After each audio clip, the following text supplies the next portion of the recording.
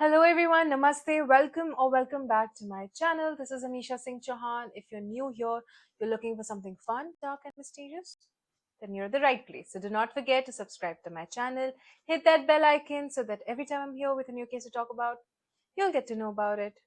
So today what we're going to talk about is a subject that I love to talk about a lot, and that is reincarnation. So I started this channel with the very famous and globally known reincarnation case of Shanti Devi. I also cover the case of Toran Singh. Now, one thing common between both of these cases is that both of the cases come from a society or a culture that believes in reincarnation. Now, such cases can be easily dismissed by skeptics or in general by people, as one can argue that there's a lot of social, cultural, or religious influence on people's interpretation or misinterpretation of somebody who claims to be a reincarnation of someone. And I believe that because of this reason, great researchers such as Dr. Ian Stevenson shifted his focus a little bit towards Western cases eventually in his research, so that he has cases which come from a background that does not really believe in reincarnation, where reincarnation is outlandish or taboo in some sort of way. Now, at the very same time, it is very important to notice in such reincarnation cases of past lives the information that is being relayed by these people um, before the identity of their past lives is identified. Now, for example, to just explain this to you, is that, for instance, if I am saying that I'm a reincarnation of someone, then before I identify who I was in the past life, the information that I'm giving out is very important. I'll tell you why. Because once I identify who I was in my past life, then easily, somewhere or the other, I would be fed information about the past life person, and this could be consciously done or subconsciously done. Hence, for the case that we're going to talk about today is very important on this subject, as it is highly documented. It is a case of James Leininger, who was born on 10th of April 1998 to Bruce and Andrea Leininger, a Protestant couple from Louisiana, United States of America. Now, when James was 22 months old, his father Bruce took him to Kavanaugh Flight Museum in Texas. At the time, they were living in Texas and they were just about to shift to Louisiana. Now, in the museum, Bruce and James spent almost 3 hours, and the majority of the time, James was just fascinated by aircrafts, especially at the World War II exhibit. Now, James over there was just not fascinated by just the looks of the aircrafts, but he acted as if he knew what he was looking at.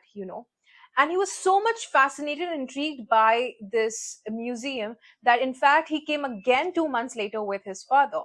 Now, one thing that happened after his first visit to the museum was that he started having nightmares. And in these nightmares, he would scream and yell by saying, "Airplane crash, plane is on fire, little man can't get out."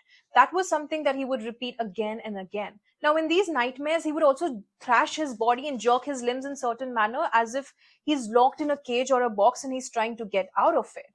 Now, these nightmares turned out to be really traumatic for him and as well as for his parents, because they were happening 4 to 5 times a week. Now, Andrea, the mother, was very troubled. She would talk to her mom about it, and that is when the mother, as in James's grandmother, just passed on a comment by saying that maybe he's living his past life. Now, this was the first time that somebody mentioned of past life or reincarnation in James's life.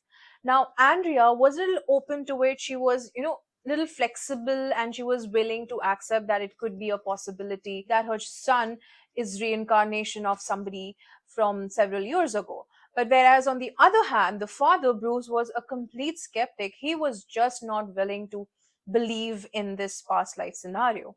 So anyways, things got really worse day by day. In fact, so much so that the parents decided to seek help from a professor who had done a lot of research on the subject, had authored books on children and their past lives. And this professor suggested that it would be really helpful for James if the parents are open to such conversation where he's talking about his memories. Even if it is true or not true, irrespective of that, they should always be good listeners. Now this is something that I completely agree with, right?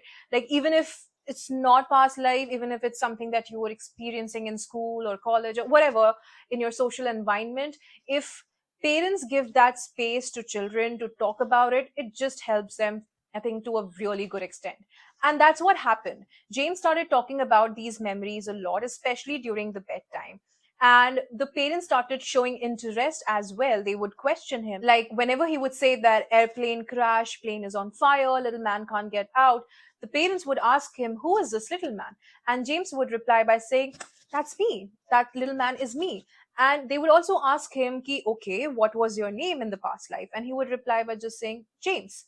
Now, at that point, the parents thought that he was just answering back by giving them his own name of the present life. Because this is a 2-year old we are talking about, right? So they just thought that he's not understanding the question. But in reality, they have no idea that he was actually giving them the correct answer. But, anyways, his past life memories just did not restrict to his nightmares. The parents started noticing that a lot of times, especially during his playtime, he would slam his toy plane nose first to the dining table. Now, that became a routine. And when the parents saw this, they asked him, like, why are you doing this? And he answered them by saying that that's exactly how his plane had been crashed. It was hit right in the middle of the engine. So they asked James who hit the plane, and he was exasperated. Bruce said, who shot your plane? And he went, the Japanese. Now, for me, if you ask me, this was little too much. This is just bewildering for me. I mean, again, we're talking about a 2-year-old. How does he know about the World War II? How does he know about the USA versus the Japanese? So, anyways, let's just continue with this. We will discuss about my opinions later. So 2 weeks later into this, he just randomly drops the name of an aircraft called Corsair. And not just dropped the name of the aircraft, he also knew vivid details about this aircraft that I don't think so you would find in any sort of books or encyclopedia or documentaries. Like, for instance, he knew that the tires of this aircraft, Corsair, was really terrible and oftentimes would go flat during its landing. That was really specific. And I believe that such information, like I mentioned before, you can't really find in books, but it is an information you would know from experience.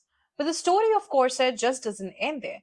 On 27th of August 2000, the parents asked him if he remembered where his plane took off from.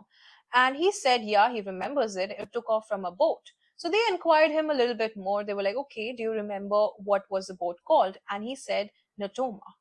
Now, Natuma is such an unusual, unique name. It's not like your Tom, Dick, and Harry that you would just randomly use it in a sentence, or in fact, a kid would use in a sentence. So I think this was one of those points where the father was really trying hard to fight against his logic. And, I think it was one of those scenarios where the truth is right in front of him. He knows it, but his logical brain doesn't want to accept it. I mean, if I were at his place, that's exactly what I would have been facing. So, anyways, this was the point when the father was like, okay, now he's dropped two very unusual names such as Corsair and Notoma. He has to start his journey and research and find out what is happening over here. More or less, he just wanted to bash off this entire scenario of past life and reincarnation. I think that was his motive. I mean, it's my opinion. Now, in the very early on, Bruce finds out that there definitely was an aircraft carrier called USS Natoma Bay, which was stationed at Pacific during the Second World War. So, one thing that James did claim, ticked off. Now, a very important point over here is that there is an evidence of a printout of a website that Bruce had taken with her time. Now, this validates the timeline of his research. Now, such evidences is very important because it shows that the search was going on during a certain time period.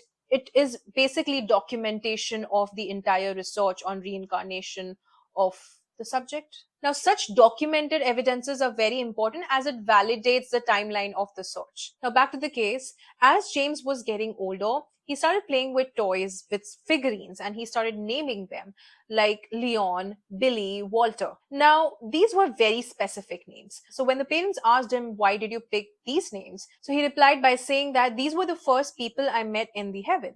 There's one thing that your kid is talking to his or her invisible friends, but it is completely different when he or she starts naming people they've met in the heaven. It is very scary.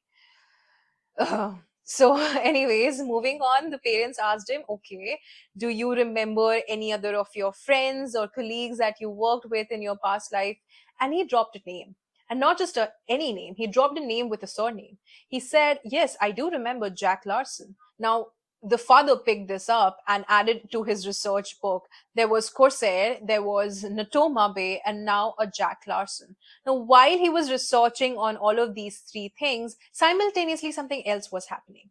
So, when James was 2.5 years old, Bruce bought a book for his own father, as in James's grandfather. The book was called The Battle for Iwo Jima 1945. So while they were surfing through the book, James was sitting on Bruce's lap, and that is when he pointed towards a picture of Mount Suribachi and he said, "That is exactly where my plane got crashed." The father was just not taking it anymore. He had to find everything to the T. And that is when he found himself on a website called Natoma Bay Association.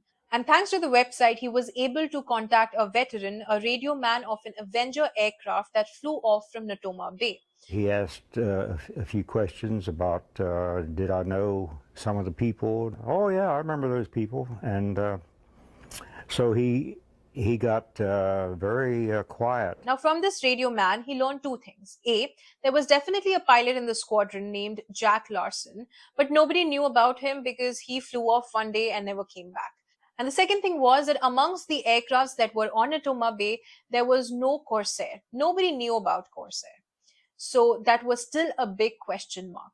But to find out that there was definitely a Jack Larson from Natoma Bay was a huge step in this research. So after this, Bruce started digging up a little more. He was going through US archives to find a pilot named Jack Larson who died in the World War II. But unfortunately, he just wasn't getting the right Jack Larson. In fact, he also contacted an ABC producer who had some sort of contact at the Center of Naval History. Through this contact, he did track down to a Jack Larson, but this Jack M. Larson was just not the one. Anyways, this correspondence again is very important part in this case as it is documented and validates the timeline and the search. Moving forward, in September of 2002, Bruce attends his first Natoma Bay reunion. Now, this reunion would turn out to be very fruitful and productive in his research. This is when he meets a lot of veterans and he finds out that definitely is a Jack Larson. He did not die in the World War II, he survived the war and he is still alive. He immediately meets Jack Larson, and from Jack Larson, he learns a very important fact that only one pilot had lost his life in Iwo Jima, and that pilot was a 21-year-old James M. Houston Jr. from Pennsylvania. I think this was it. This was the point when I think they all realized that definitely James Leininger had a past life. I mean, do you all remember the time when the parents would ask him what his name was in his past life and he would reply by saying James? The parents thought that he was not understanding the question and he was just replying them back with his name of the current life. But in fact, he was giving them the right answer.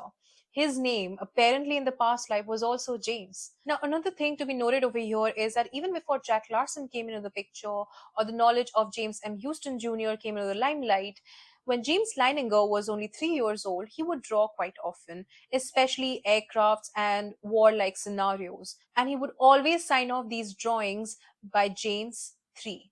Now, at the time, the parents assumed that the reason why he's signing off James 3 is because he's 3 years old. But surprisingly, he would also sign off James 3 when he turned 4 years old or after that. So when they asked him why he was doing that, he said that it was because he was James the Third. Now, at the time, it didn't make any sense because Bruce wasn't a James. But it did make sense now when they found out about James M. Houston Jr., who himself was a junior that made James Leininger the third. Now, after this, the research got more streamlined. It was directly focusing at James M. Houston Jr. Now, during his research, Bruce found out that James M. Houston Jr. did not die in Iwo Jima, but he did die in the Iwo Jima operation during an airstrike at transport vessels near Chichijima. Now, this is exactly how James had described how James Houston's airplane had crashed. But, James M. Houston Jr. did not die in his Corsair. He died in an FM-2 aircraft based out of Natoma Bay. So that was something that James had claimed but turned out to be little false. Only little. We'll come to Corsair in some time. So while Bruce and Andrea were doing their research on James M. Houston Jr., they tracked down James Houston's family. They found out about his sister named Anne Houston Barron, who was living in California at the time. So they contacted her. Now, with the evidences that were given to her, she was quite convinced. James and Anne oftentimes would speak to each other on phone, and James would call her Annie. That was quite surprising for Anne because James, her younger brother, was the only one who would call her by the name of Annie. Knowing my name and my sister's name, things that my brother did when he was a kid, it's too amazing to describe how he would feel that way, but he does. He considers me his sister. Now, when Anne was pretty convinced that James Leininger was the reincarnation of her brother, she sent him a package. Now, in this package was a portrait of James Houston when he was a kid.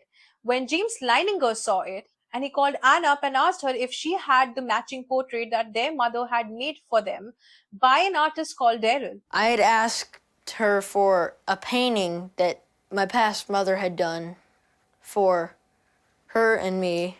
This was in her attic for 50 or so years. My parents and she thought it was crazy that I would know about something like this. Now, this again is something so vivid, so detailed and specific. I don't think so anybody else would know this information apart from the siblings or the mother themselves. So Anne was pretty convinced that this boy right there is definitely the reincarnation of her own brother. Now, in the very same package was another picture. In this picture, James Houston was standing right next to his favorite aircraft. And you guessed it right. It was Corsair. So Corsair was definitely not the aircraft that he was flying on during his last months of his life, but it was definitely the aircraft that he had done his training on, and it was his favorite aircraft. So it makes complete sense why this information of Corsair passed on to James Leininger and why James Leininger was so stubborn and persistent on Corsair. So I think the entire unraveling of suspense of Corsair was a breakthrough in this case. Now, after this, the father was convinced. He accepted that his son had a past life and he has memories from his past life. Now, during his research and everything, I think he got really invested in Natoma Bay, so much so that he also kept a memorial for the veterans. Now, a lot of veterans attended this memorial, and so did James. He was big enough to attend, so he did. And another surprising thing happened over here. So during the memorial, he recognized a veteran and he called out this veteran by his name even before he introduced himself. That veteran was Bob Greenwald. And they had never met each other before. James claimed that he could recognize Bob just by his voice. And then eventually, when James was around 12 years old, he went to Chichijima, the exact same spot where he believed that the plane crash had happened. He gave his respect to James M. Houston Jr., and this entire memorial service gave a lot of peace and calm to James. And I remember that in one of his interviews, he said that after the memorial service, he felt at much peace and a lot of the memories started residing. So that was it. That was the case of James Leininger. Now, if you ask me, what are my opinions on this case? I don't know. I just don't think so that it is easy for me to say that no, I don't believe them, that it could be a fraudulent case. Because I think that it is next to impossible to corner a 2 year old and concoct a fraud, and that too to such an extent. And I missed mentioning this before, but from a very early on, the media was onto this case. They were covering it through and through. So to control your 2 year old as to what they are saying and how they are behaving in front of the media or in public is just very difficult. And also, I know 2 years old right now.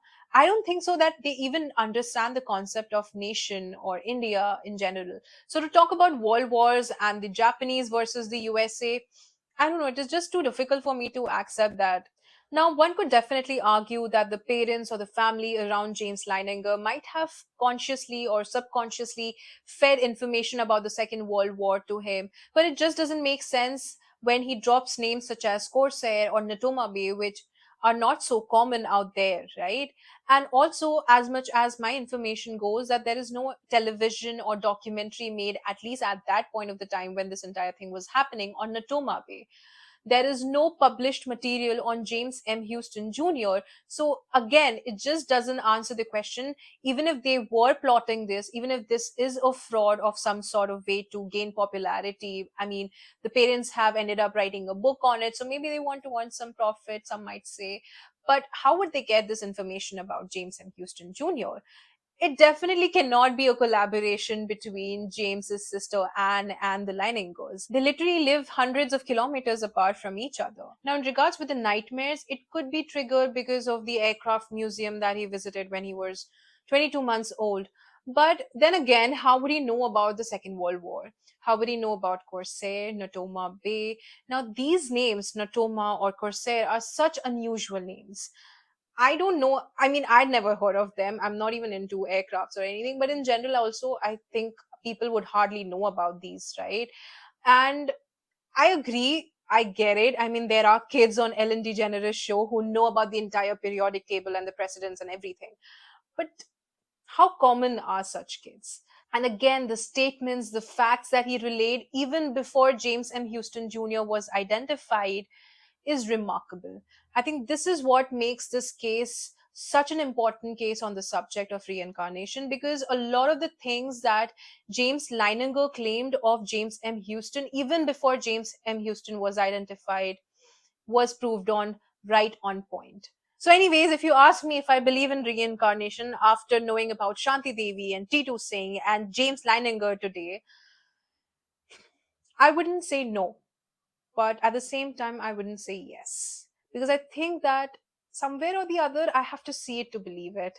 I don't know, something just stops me from saying yes, but it is not, I wouldn't say that it doesn't exist. I believe that, I somewhere or the other feel like, memories, soul, it's all energy. And science believes that energy cannot be destroyed once it is created, right? So the energy passes on from one body to the other. It's like a vessel that it goes on through and through. Possible. I don't know. What are your views? I want each and every one of you, whoever is watching this video, I would love to know. Please let me know if you all believe in reincarnation. Do you all think that, are you shifting towards believing it, or are you all still a skeptic, non-believer, little beach mare? What is it? Let me know in the comment section. If you all have any of your own experiences, let me know of that as well. I would love to read about them. That's all for the day. Good night. Thank you.